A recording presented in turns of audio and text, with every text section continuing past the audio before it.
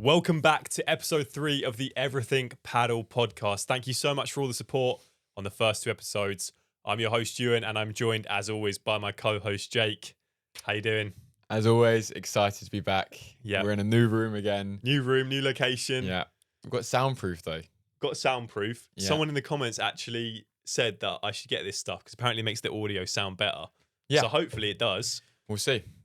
So yeah, I put all this stuff up yesterday, and this should be a fairly permanent room now. Obviously, ideally, eventually, I think we want to move to like an actual big studio because this has still been a bit of a pain. Yeah. And we want to get, I want to get a new table. Jake does not like the table. No, I'm not a fan. It's an ugly table. Want to get some memorabilia. Memorabilia. So that's a new word I've learnt today, by the way. Yeah, Never heard of it. So yeah, that'd be cool to get some signed rackets. We want to get these rackets on the wall as well. Yeah, some trophies maybe. Make this feel a bit more homely, because this should be every week now. Yeah. Cool. So let's get started with segment 1. Jake, I've got some what would you do scenarios. Have you seen the show What Would You Do? I haven't, but it sounds intriguing. It's like set up. They got fake actors, and it'll be like, I don't know, a dad speaking to his kids horribly, Right, okay. and then What would you the then- strangers okay. have to do it. Yeah. Kind of like that. So I want Okay. you to imagine that you are not Jake Bewley, the coach and pro player. I want you to imagine that you're a local intermediate player trying to improve their Playtomic rating. Okay. How long have I been playing? I'd say like 6 to 7 months, maybe. Okay. Um, Any racket sport experience? yeah. Bit of tennis, a little bit of squash at Okay. Ilford. Almost imagine like one of your clients. Imagine you're them. Sure. Or sure. kind of imagine you're giving advice to them. Yeah. Okay. Not what just you would do yourself. Yeah. All right. Try and give both angles of it. Absolutely. So, number 1, you're playing on the left side with a new partner. The partner, though, is a little bit better than you, and they keep taking all of your shots down the middle. For example, the ball goes up, and it's perfect for you to play a smash or vibra, and they take it. What would you do? Well, I think I'd be a little bit annoyed to start off with because should by now, if you're a good intermediate player, know that the backhand takes the ball down the middle normally off that overhead. Mm-hmm. They take 60% of the court. So I'd be a bit annoyed, but he is the better player. So I would be thinking, oh, maybe he could take it. Yeah. But I think I would say to him, maybe, look, it's on my forehand. It's tough for you to come around it. Let me take these. If it's not working for the first set, we can change sides. Yeah. And as you are the better player, you can go on the backhand and take 60% of the court. So the important thing there is that you got to say something. Yeah. So I think that's what some people might struggle a little bit with, is the confidence. confidence, especially if the player's better than them, to say, I need to take these ones. Yeah, no, but at the end of the day, you want to take this match seriously, you want to enjoy it, and you want to play proper paddle. Yeah. Him taking from the right 60% of the balls, Especially the overheads in the middle. yeah, it's not going to work. So it's not going to be enjoyable.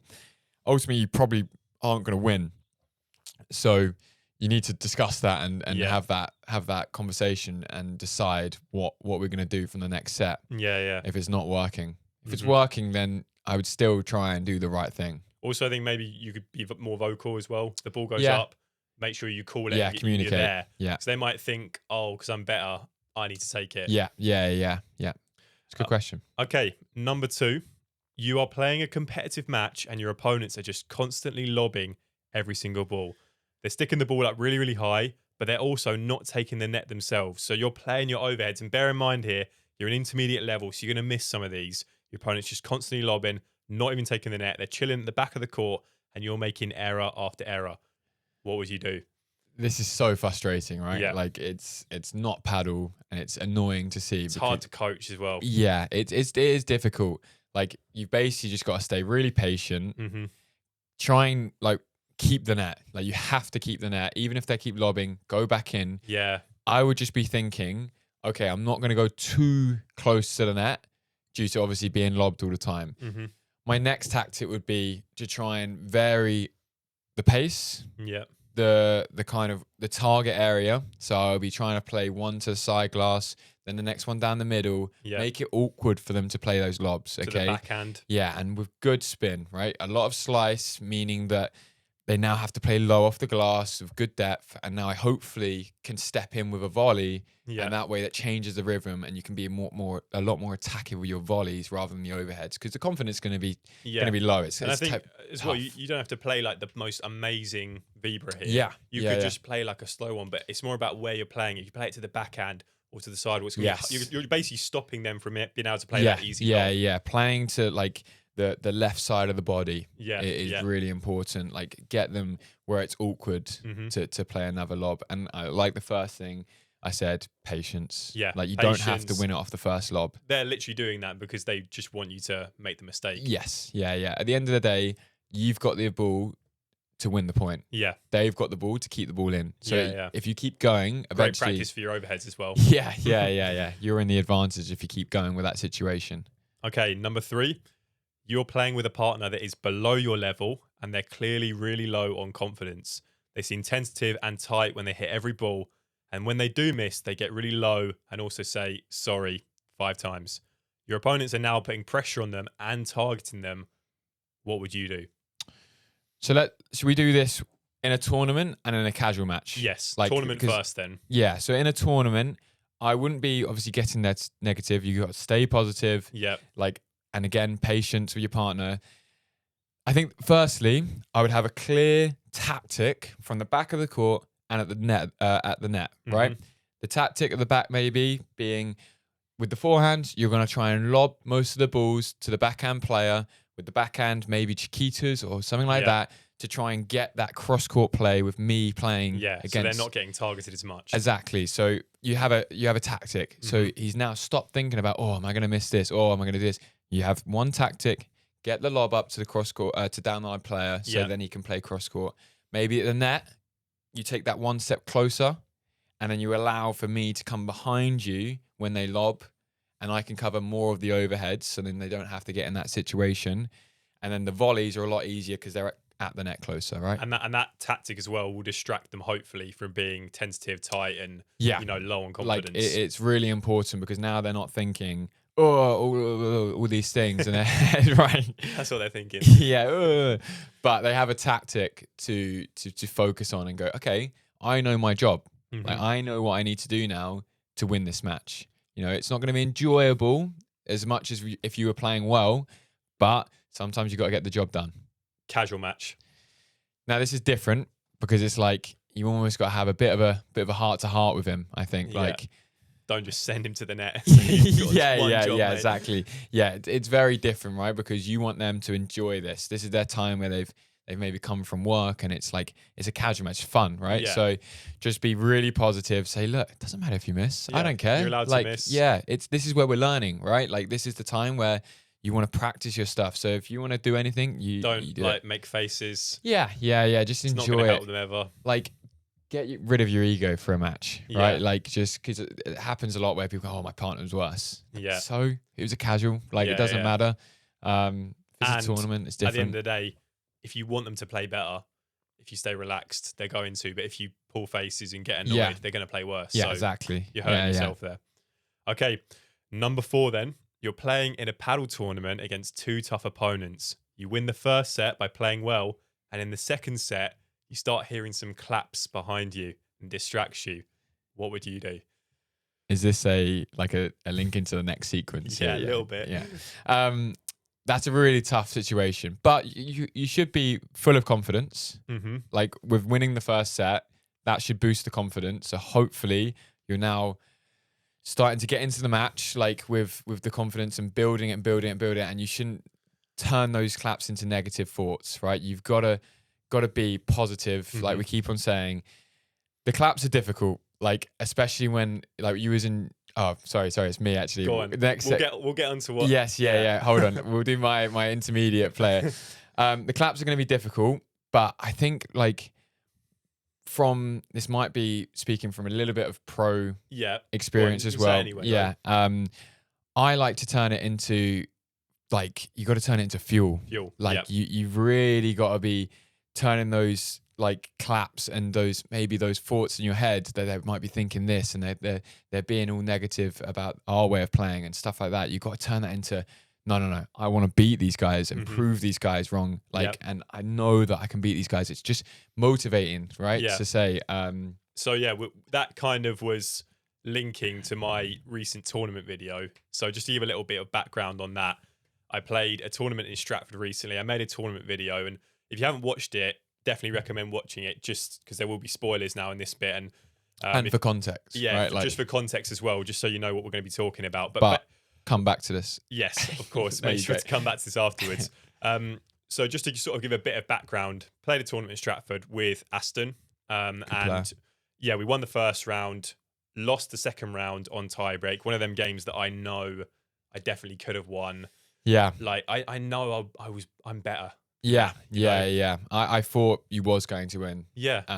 Unfortunately. Like on paper, I feel like I should win. Yeah, better Um, technique, better tactics, like Yeah. overall better players, But but just not performing in the tournament. lacking that tournament experience. So yeah, just to sort of talk about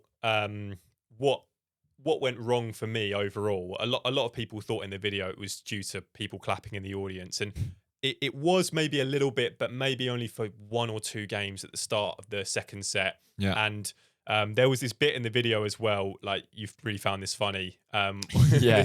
This random guy, Aston misses a return of serve, and this random guy comes behind and claps. It's just perfect timing, isn't it? Yeah, and then as I turn around thinking it was the group, he's gone. Yeah, because So- that group was That was the group that was clapping, saying Yeah. "Vamos," you know what I mean? And they were right behind me as well, Yeah. so it was Yeah. really loud. and that Stratford group, like Yeah. you're playing a Stratford coach. Yeah. like, it's difficult. It There, was difficult. Yeah. But anyway, look, that was just only maybe one game, and yes, we probably lost that game based on that because we were a little bit distracted, heads were hot. But the rest of the match, I felt I lost because I'm just not performing in these tournaments. I was getting tight. I was not wanting the ball enough. Yeah. I was almost sort of. I think I do this thing. I almost protect my line so much Yeah. that The no backhand player. one's gonna hit down that line because I'm there. Yeah. So they're gonna hit the middle. Aston's gonna take the middle, or Yeah. they're gonna hit across, and Aston's gonna take all. So I basically have made a situation where there's no reason to hit to me unless they've got like a sitter, and then they'll kill me, and then the Yeah. confidence goes even lower. Yeah. No, it's difficult on the right, isn't it? It's really difficult, especially when you do have that kind of attacking backhand player Yeah. where they take a lot more. You just got, I think, like, the one thing is, in the first set, you had a tactic. Had a clear strategy Yeah. to basically lob Dylan because his overheads were a little bit weaker, especially from the Rulo. Yeah. We'd both push in and get the net nearly every time. Yeah. Yeah. And like from there as well, I think you've got to learn to poach a little bit and, Mhm. and set up the points more. Like we played a match, didn't So yeah, we? me and Jake actually played this week before this episode was filmed. Yeah. After the Stratford tournament though. Yes. And I played right, Jake played left. Yeah, we played against two good players, and the main thing, we won the match in the end, and the main thing you said to me was you bored on the right and you lost concentration, Yeah. right? And interestingly, like, you can see that happen because I play quite attacking. I play Yeah. You like, play similar to Aston in yes, a way. yeah. I'm quite long, so my wingspan is a lot bigger than others. So Yeah. I take a lot more, right? Mhm. And it's so interesting to see like the concentration going further down and further down, just going, oh, this is quite boring now. Yeah, like, but then after that game that we played, I then played against Jake. I was on the left and Jake was on the right, and you played the right game completely differently in the sense that you would take a lot more down the middle. Okay, obviously the easy ball for the smash, you still left for the partner. Yeah. but you would try and read a lot more. You'd come over to that left side. Yeah. So for example, we played with another guy, Finley. Finley would lob me. I'd play the Bandeka. I'd go back in, and you'd be ready to come across. So if my volley wasn't really good, off like Finley's kill. Chiquita maybe. so that's when you're saying about the poaching. Right? Yes, yeah. Poaching is really important. Like for a right side player to want to get involved in the game, it's such a nice Yeah. nice way to get yourself involved, and it's just like you'll learn from myself. You haven't played much on the right? Yeah. like It's still kind of fairly. yeah. I still think I should kind of know these things though a little bit. It's And difficult. it's experience, I guess. Yeah, like there's certain shots like I was playing in that game that would guarantee the ball would come back to me. Yeah. So, but that comes down to you wanting it. You want the ball. Yeah, You're playing shots so that you're taking the responsibility. I'm Yeah. going to kill this. yeah, So go on, explain those shots you play.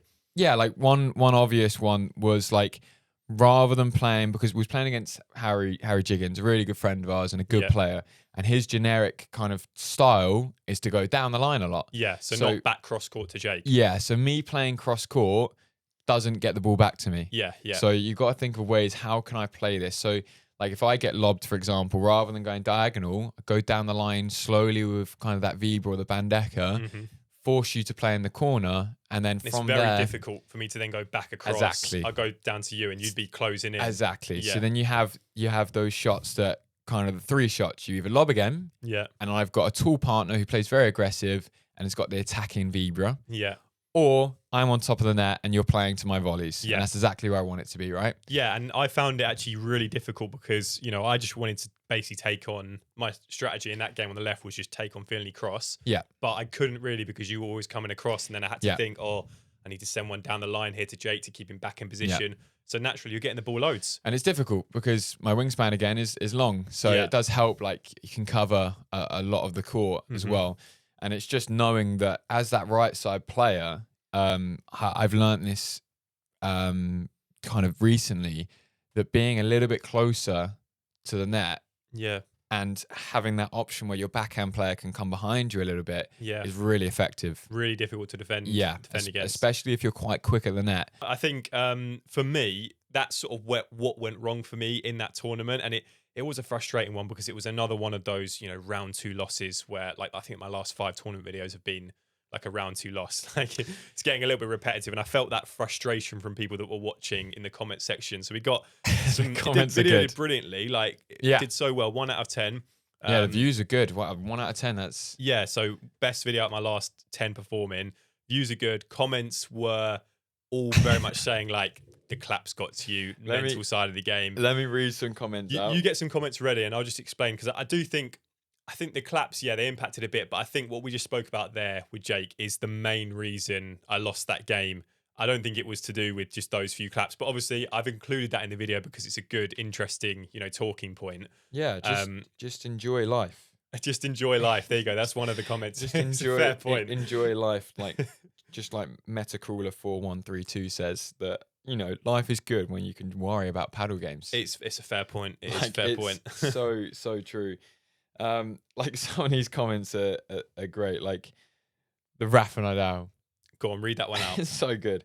2005, Rafael Nadal facing Frenchman at the French Open with almost 15,000 French fans backing the Frenchman and booing Nadal to the extent that the match was paused. What did he do?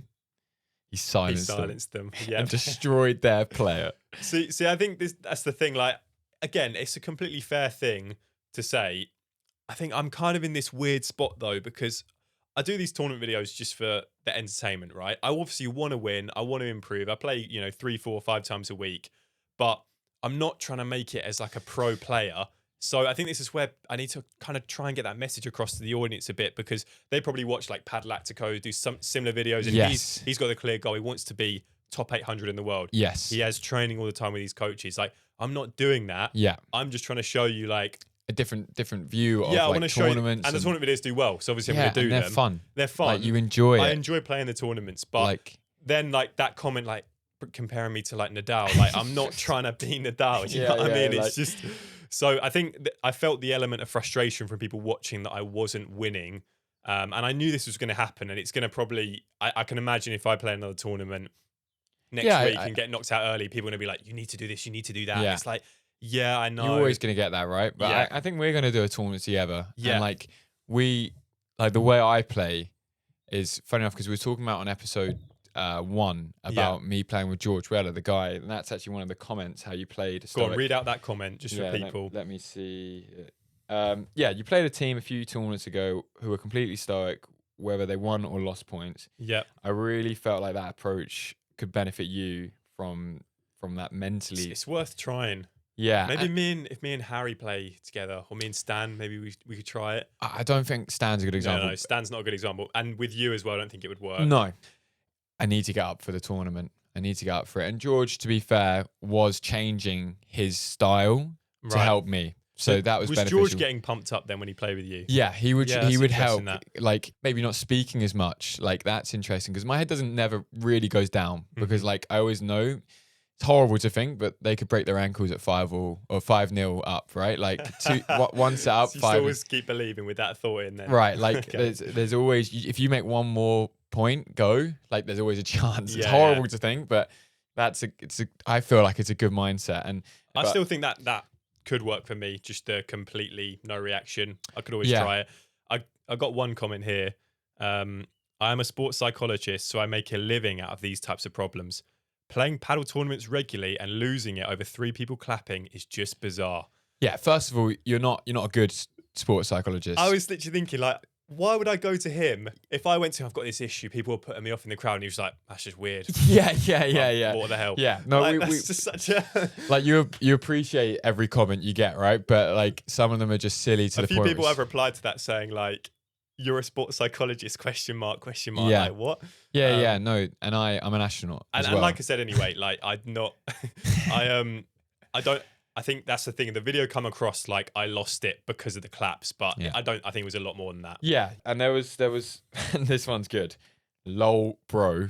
Heckling is a part of the game. If you can't deal with that, you have to do better. Yeah.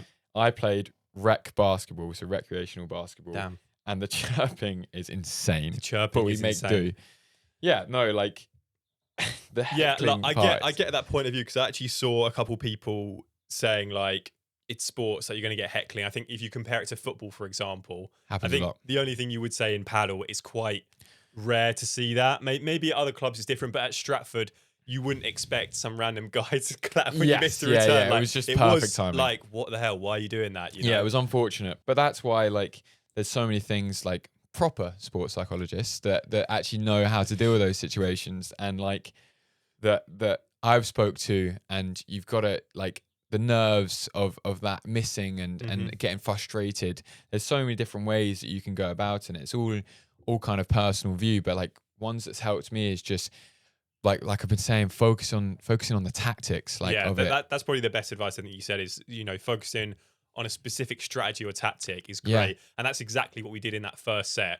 And that's why that went so well. And that did kind of go in the second set. Yeah. As sort of Dylan and Stephen improved, they got that bit of a boost. Yeah. I just think as well, like the tactic could have been like you were doing at the start, lob to Dylan. Probably should have just kept that going. Yeah, because I think we lost it after Dylan did he did start to get a stronger vibra. Yeah. And I think when we just kind of abandoned that, we should have just kept going. No. But that's where you change to the rouleau. Yeah. Get him to play because he did not have a rouleau, right? Yeah. And Stephen is good in tournaments. He's that good. You can tell he's a good level tennis player that's had experience of just playing these tournaments and grinding it out. So it's difficult, but like it's just trying to find a way to not let anything affect you. And I think that's what most of the comments are saying. But some of them being harsher than others. No, I think it was just to finally finish up on that. I think the overall sort of advice was you do need to get better mentally, which I 100% do agree with. And I think in that tiebreak the heads just went mentally as well. So take it all on board.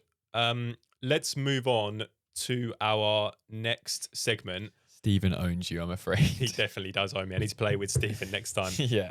So our next segment, we're going to do a top 5 list. Last week we did top 5 worst feelings on the court. This week we're going to do top 5 worst mistakes that beginner paddle players make. So obviously me and Jake have been coaching now for like 4 or 5 years. So we've seen a lot of beginner players and we've made a list. So I'll do my 5 first. So number 5, I've got trying to win the point from the back of the court. Yes. I think this is something that, the main focus should just be trying to win the net position. Great advice is don't win at the back, try and win the net. Yeah. I mean, 80% of the points are won at the net, right? Exactly. Like, so, people are trying to play the Rafael Nadal shot. Yeah. Instead of just, playing the lob or just trying to get the ball back. So, good advice would be at the back, just get it in at the net, then you can try and win the point. Yeah. Number 4 I've got is focusing too much on the serve. This is something that I just think it's not, you come from a tennis background and you think the serve is so important in paddle, but I don't think it really. Yeah, you see it so much, like people are serving, trying to like really intense serve, and then we'll just stay back. And then they don't even go to net anyway. Yeah. Or you'll play a beginner who hasn't got any shots, but then they'll ace you because they're focused so much on their serve and nothing else. So serve does not matter when you first start. Like, it's just get that in and focus on getting to net position. Obviously, like, we're not saying the serve's not important. It's just like that's not the purpose. yeah, it'd Like be like every shot playing and paddle's got a tennis and purpose. sweating out the backhand volley every day. It's like it's not you Yeah. need it, but it's not that big a deal. Yeah. Number more three. important things. Number three I've got is not taking the net. Quite a basic one. Take the net position. We covered it's kind of in 8% of points or one of the net.